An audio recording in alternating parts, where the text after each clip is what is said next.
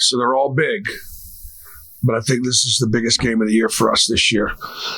They're all big, but this is the biggest one. So, why is that? Missouri is right now, according to bracketology, a 7 seed. We're an 8 seed. We're tied with them and Kentucky. We're in a 3-way tie for 4th place. The winner tomorrow potentially could wake up in 3rd place.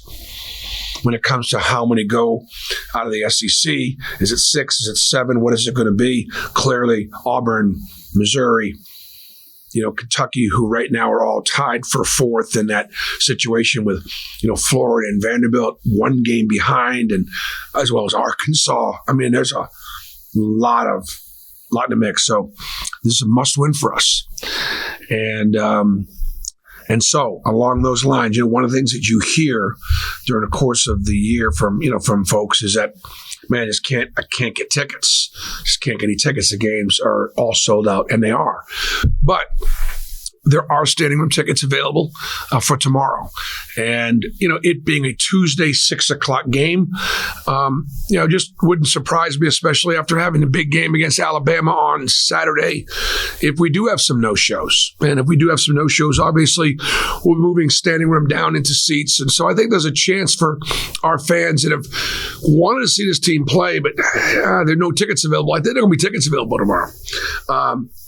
And then we want to remind our season ticket holders, who I know can't make every game, we don't want their tickets to go unused. That's so very, very important. So all they got to do is simply log into their account and transfer their tickets by putting in a name and an email address for the recipient.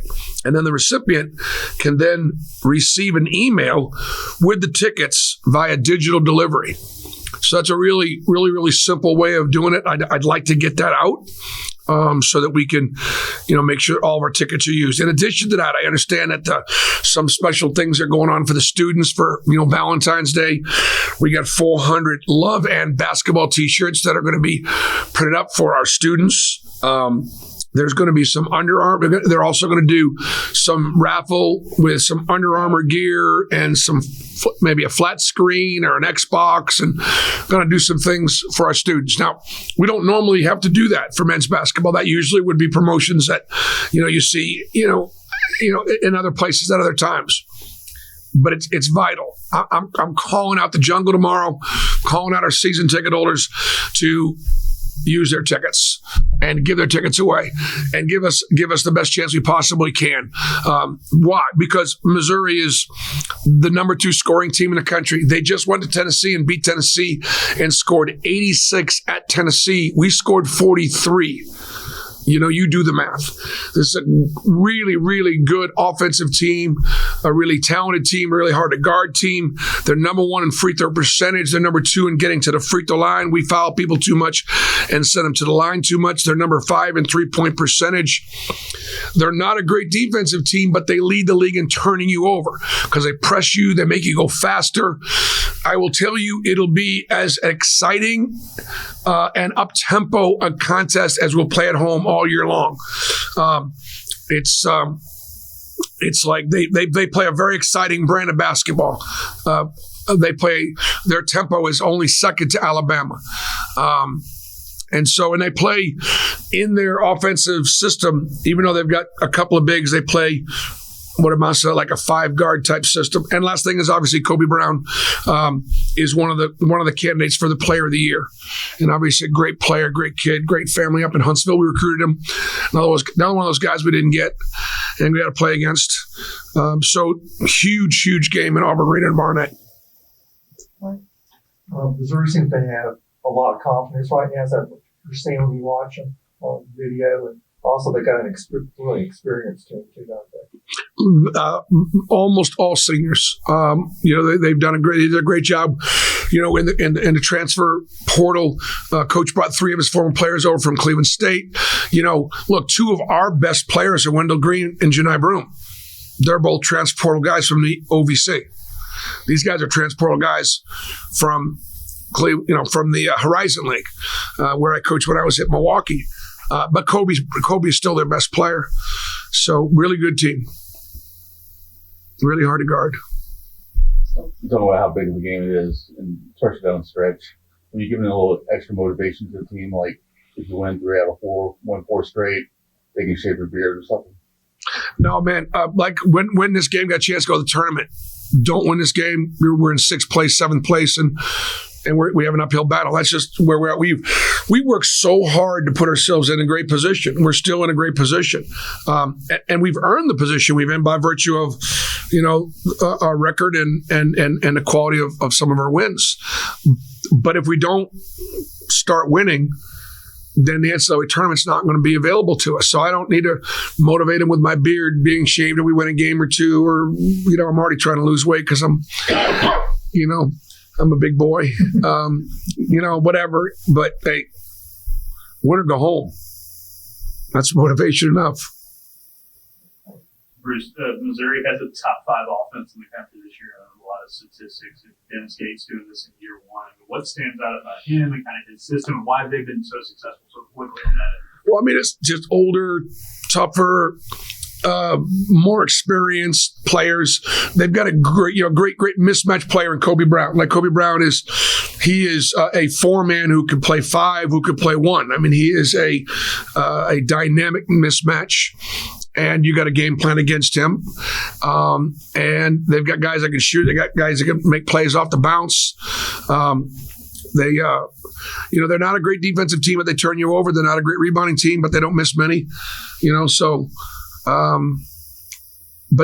a function of, and then obviously Coach Gates spent a lot of time at Florida State with the great Leonard Hamilton, and so he's got a great pedigree.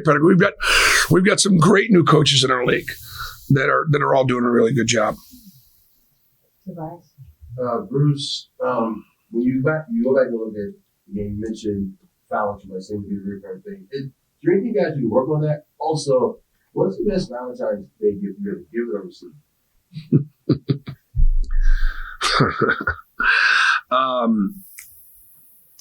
My wife doesn't like surprises, so I tried to surprise her one time, and it didn't work out that well. So let's just say there won't be any surprises for Valentine's Day.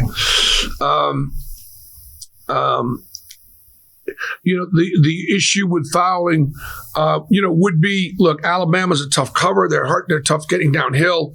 Texas A&M obviously, was a tough cover. They shot 39 free throws. Alabama shot 17 in the second half, and it's just hard to win. That would be 34 for the game. I mean, it's just hard to win. So we got to compete to stay in front without fouling. Bruce, you mentioned it a little bit, but kind of tournament crunch time now at the end of February. How much, you got a veteran team, how much do you communicate that to them, like where y'all sit, those kinds of things, or do you just, I know y'all take it game by game, kind of what's your... Oh, no, they know exactly where we are and who's who and what's at stake, and honesty is the best policy. So we communicate, they understand everything about the position we're in and, what we've done. Like yesterday, Northwestern beating Purdue was a good thing. I told our guys that was going to be a great win. I didn't know it was going to be as good a win as it is. But also reminded we held Northwestern to 42 points. That's still a part of this year's resume. And so, I mean, obviously, they understand that. Part of the, starters have got to start games well, but they've also got to close. And we've not been able to close the last four out of the last 5 games. We've not been able to close. We've been in position. We've not closed. So part of that would be utilizing the bench to give us a little bit more rest so that we can close and take advantage of the fact that, we're fresh enough to be able to finish games. And so, I would say the last 4 minutes of the last 4 losses haven't been as good as what they could from our starters. Plus KD. KD is in that last group at the end. Oh, what kind of happened on that stumble that made you fall? Just tripped over my shoe. My shoe got kind of tangled up on the ground. And the key to, if you're going to stumble, is to go ahead and fall. Don't try to fight the fall, because when you fight the fall, that's when you get hurt.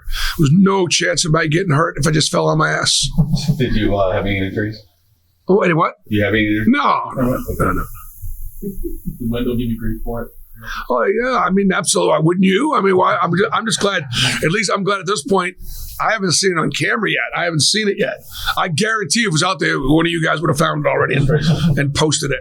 2 falls in one season. That's a record. Yeah, I don't think I've fallen once, twice, and the season's not over yet. Last question for Bruce, we've talked about, Chance keeping a good attitude through this season. I want to ask kind of a similar thing about Yohan, just kind of where he's been through this. Well, I want all the guys that aren't starting, like let's just say Trey or KD, Lior, Chris right now, Yo, Chance, Stretch, Dylan. While I just said those 5 starters in the last 4 minutes have got to win and lose games for us, and they do. In the last 4 games, we haven't. There's also responsibility of every one of those guys in one way, shape, or form. They're in part responsible for our success and when we aren't successful. So we win together and we lose together.